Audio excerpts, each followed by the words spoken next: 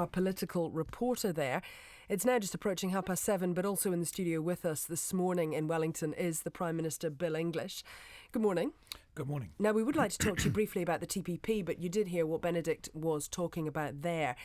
Do you have, as a result of what you're hearing here from OIAs and the like, do you have full confidence in the Auditor General, Martin Mathews?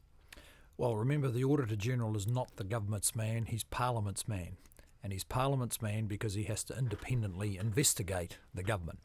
So it'd actually be quite inappropriate for the Prime Minister, not me or any previous Prime Minister, to be casting opinions about the Auditor General. But do you think there should be some investigation done into him considering this information that's coming to light? Well, I think we need to think about this in, I think, two fairly separate bits.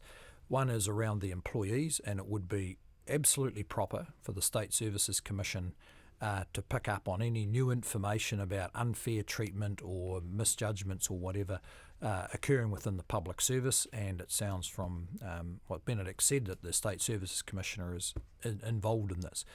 The other part of it is that Parliament, under the Speaker, with a committee of MPs, appoints the Auditor General. Now, the Speaker said in the last few days that the Serious Fraud Office briefed that appointment committee about the offending and the nature of it around the time of the appointment of the Auditor General. So it's really up to Parliament and the Speaker to decide about whether they are satisfied with the process they went through, which sounds thorough, but that's a separate matter from the investigation that, or investigating any new allegations such as the ones we've heard this morning. Is this something that Parliament needs to take a look at again? Because it would seem that almost every day goes by and some more information begins to come out about this case.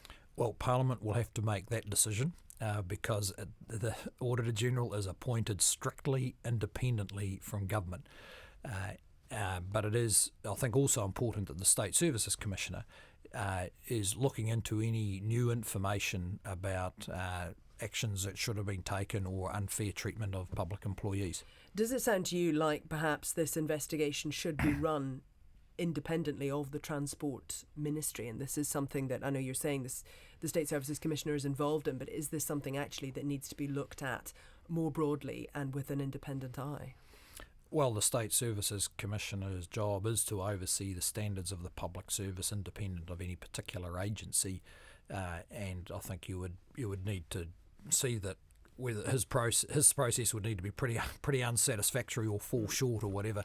But it's pretty important that if people are in the position of whistleblowing, that all the protections apply to that and that it's thoroughly looked into.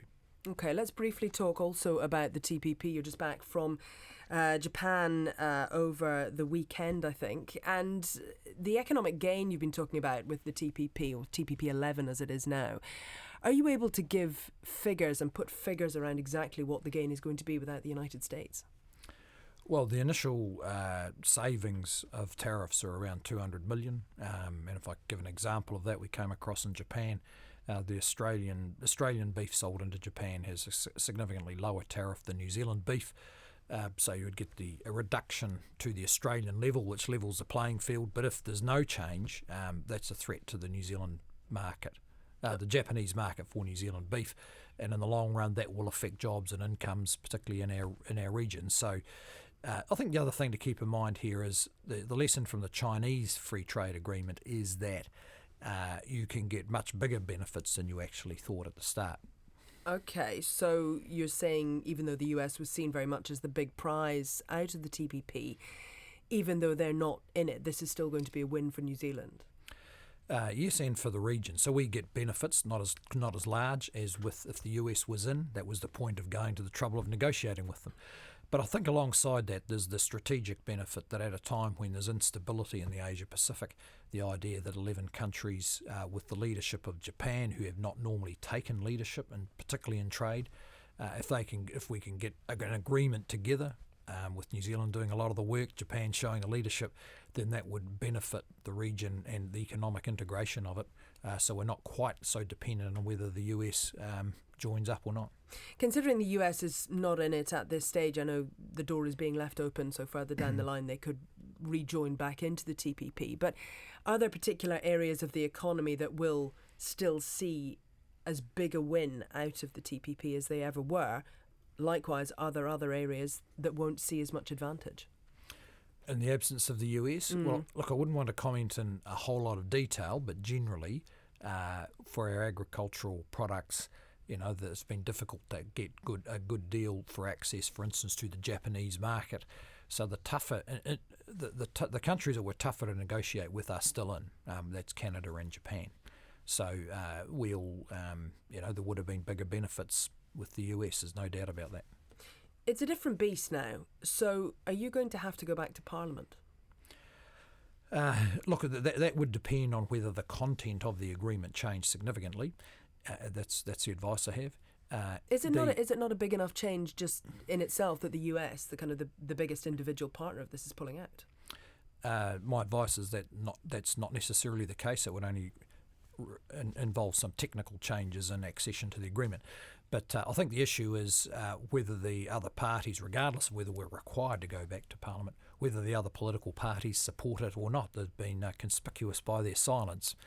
But we believe it's worth New Zealand for both the immediate trade and the longer-term strategic benefits for us to pursue this agreement. I don't know what the view of Parliament is. I suspect mostly that the opposition parties are opposed to it. After the election then, I heard you saying over the weekend that you didn't think it was going to be likely that this would be able to be passed before the election. Do you have any worries about whether this will continue on, that this will get passed irrespective of the makeup of the government after the election? Look, that's something that the election will deal with on its own, and it probably won't hinge on the TPP. But it does raise the broader argument. We've got a budget this week where everyone, all the other parties want to bid up to distribute the surplus in their favoured way, but don't support the work it takes to generate the economic activity, which then generates the surpluses. But if National were to get in and to be the main partner in a government after the election, even if you're with New Zealand First, do you think you'll still be able to get TPP across the line? Well, we would certainly be arguing for it, and if we can get an agreement where there isn't a renegotiation of the content of it, it may not need a further parliamentary vote beyond what it's already had. Appreciate your time. Thank you very much for coming into the studio this morning. That's the Prime Minister, Bill English, at 23 minutes to 8. And coming up